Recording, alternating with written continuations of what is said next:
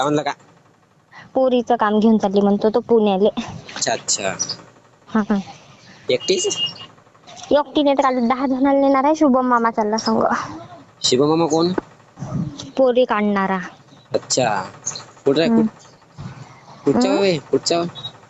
आपल्याच गावातला आहे. हे इकडं राहते फुकटनगर मध्ये. अच्छा अच्छा. हम्म. ते कल्याणी आत्या करते वाटते ते काम? हो.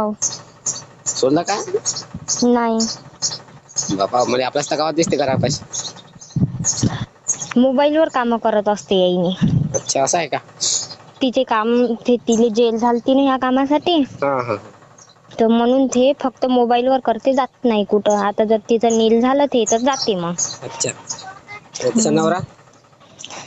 बापा कल्याणी आत्याचंही लग्न दिलतं करून. कल्याणी आत्या निघाली होती ना. आज माझ्या पुढेशी. हो त्यानंच दिलतं. हो का? ते खतरनाक काम आहे. तो बी करते का काम तसे? कोण? मदर पुढेशी. नाही हो ते मजुराई करते. मला वाटलं नाही. पैसा किती भेटते मग पण बदलूवायला लागते. तुला काय वाटतं चांगलं काम आहे? नाही मला चांगलं नाही वाटत बा. सांगत हाव पैसा भेटते पण बदलूवाली लागते. अच्छा अच्छा. हम्म. तिघं चौघच आहे का फक्त म्हणजे पोरी विकते ना काढते? बाप रे फक्त तिघं चौघं? हा. रॉकेट आहे यांचं. बापरे. तुले काय लय माहिती जण मग? आहे या कामात. बापरे. आता पूनम आत्या हाय. बापरे किती सारे जण आहे सांगूच नको. मेन कोण आहे मग समजा आता? याच्यात मेन कोणीच नाही. सगळेच जण मेन आहे काम लावणारे. अच्छा. हे इकडून पोरगी म्हणजे आता समजा माझ्या आईची पोरगी होय ती. हा. पूनम आत्यानं कल्याणी आत्यानं काम लावलं. हा हा.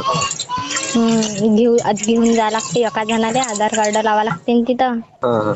नकली आधार कार्ड माझ्या मम्मीच आहे. हा. हे इम्पॉर्टंट गोष्ट होय का? मी सांगतच हाव मस्त. ठीक. हम्म. सांग ना मग. मी तर सांगतो नाही ना.